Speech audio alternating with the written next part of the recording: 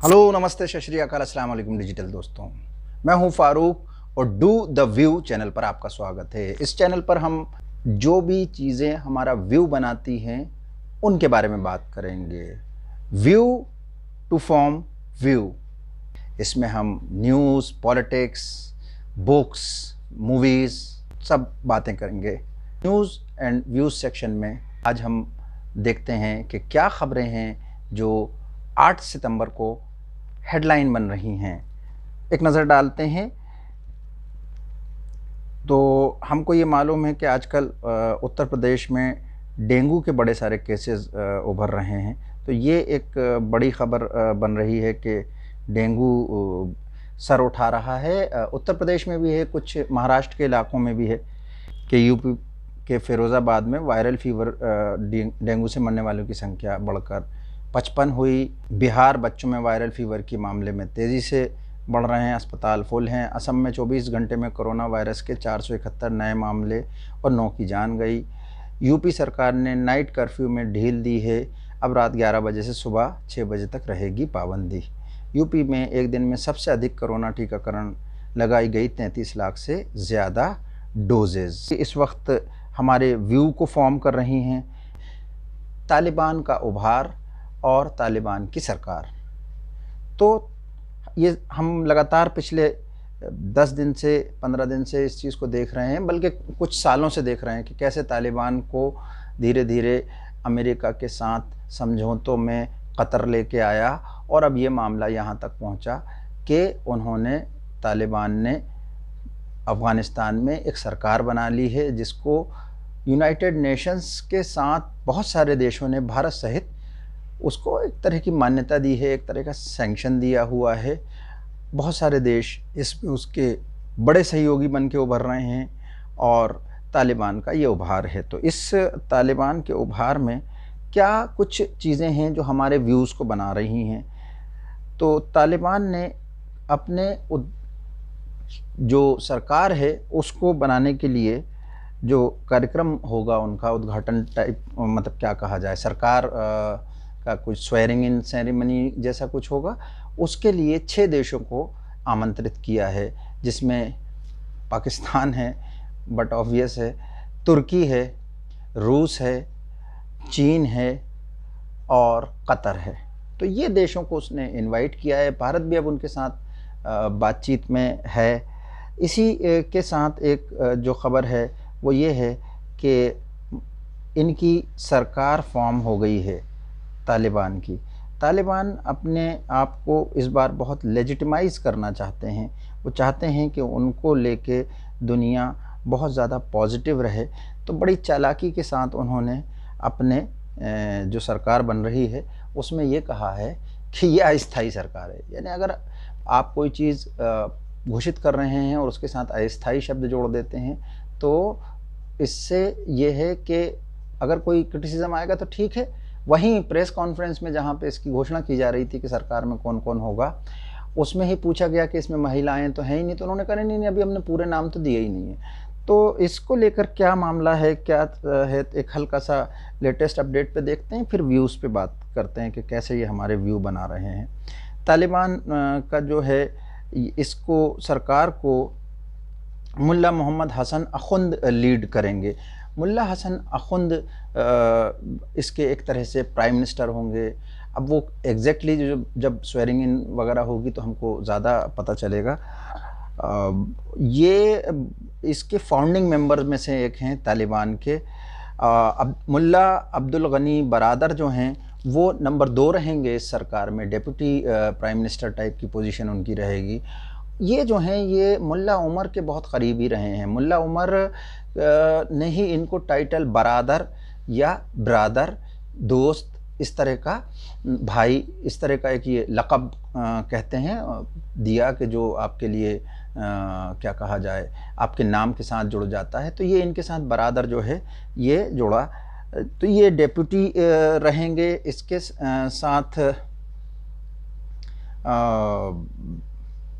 तालिबान के जो फाउंडर रहे हैं उसमें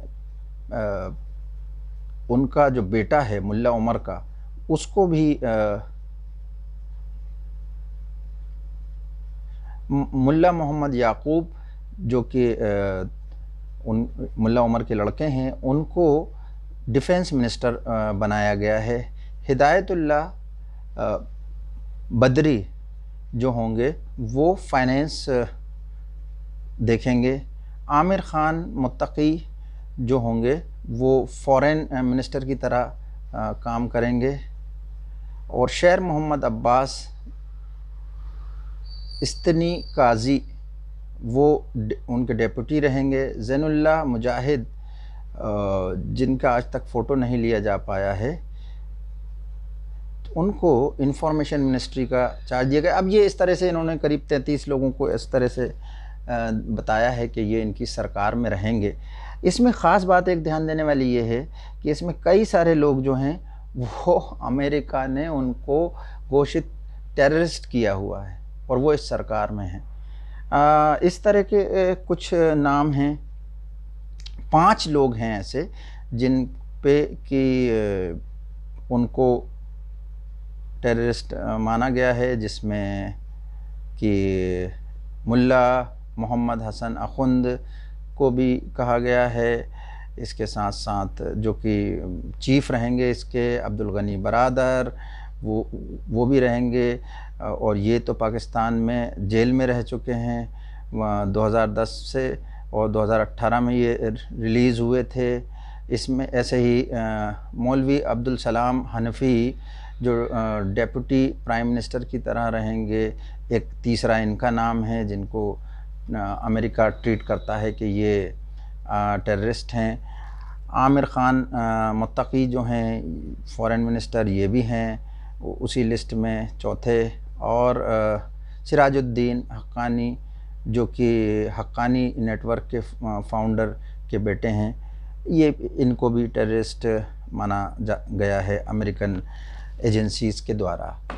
तो ये तालिबान का जो उभार है ये हमको किस तरह का व्यू बनाने को देता है।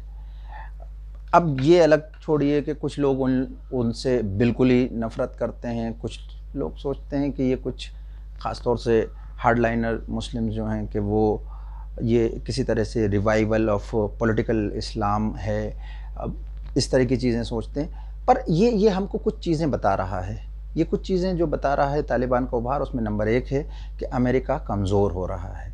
अंतर्राष्ट्रीय स्तर पर वर्ल्ड में जो एक लीडर रहता है, इससे पहले इंग्लैंड ने, ब्रिटेन ने बहुत दिनों तक ये रोल निभाया, उससे पहले और दूसरे देश रहे। तो इसमें अब अमेरिका धीरे धीरे फाइनेंशियली कमज़ोर होने के साथ साथ इस तरह के जो डिफेंस रिलेटेड मामले हैं, सामरिक मामले हैं, उसमें भी कमज़ोर हो रहा है। तो उसकी वजह से अब वो अफोर्ड नहीं कर सकता है इस कारण से, और इधर अभी चाइना बढ़ नहीं पाया है। तो सबसे बड़ा व्यू तो हमारा ये बनता है कि आने वाले समय बड़ा उथल पुथल का होने वाला है, जब वर्ल्ड में एक लीडर जो चीज़ें डिक्टेट करे, अच्छा बुरा अलग बात है, वो नहीं होगा, दारोगा नहीं होगा वर्ल्ड में आने वाले कुछ सालों तक, जब तक अभी तय नहीं होता है कि चाइना या फिर से अमेरिका या कोई नई तीसरी पावर बन जाए। तो इसमें इस तरह की चीज़ें हम देखेंगे कि स्थानीय स्तर पर होने वाली इंसर्जेंसीज़ और जो जहाँ कब्ज़ा कर सकता है, जो जहाँ पे अपना मसल पावर दिखा सकता है, वो अपनी हुकूमत फॉर्म करेगा। और अंतर्राष्ट्रीय समाज बहुत ही अलग ढंग से बिहेव करता है। जो पब्लिक डोमेन में चीज़ें होती हैं, न्यूज़ में होती हैं, लोग बड़ी भावनाओं से आम जन जिसको देख रहे होते हैं, उनके देश के नेता या उस तरह के विचार के लोग जो कह रहे होते हैं, चीज़ें उससे बिल्कुल हट के होती हैं। किस तरह से वो तालिबान जिसको मारने अमेरिका आया था, वो उनके साथ समझौता कर रहा है। तालिबान अमेरिका के लोगों को शांतिपूर्वक जाने दे रहा है, इसके पीछे उनकी अपनी डील भी हुई होंगी। तो ये हमें बताता है कि दुनिया इमोशन से नहीं चलती है। सरकार में आने के लिए इमोशंस इस्तेमाल किए जाते हैं, मगर व्यवहारिकता के आधार पर ही दुनिया चलती है। तो एक तो दुनिया में दरोगा कमज़ोर हो रहा है, शायद दरोगा ना रहे, ऐसी कोई स्थिति बीच में आए, उसकी वजह से अंतर्राष्ट्रीय स्तर पर छोटे छोटी जगहों पर होने वाली प्रॉब्लम को कोई बड़ी पावर ज़्यादा इन्वॉल्व नहीं होंगी, ये चीज़ स्पष्ट होती है।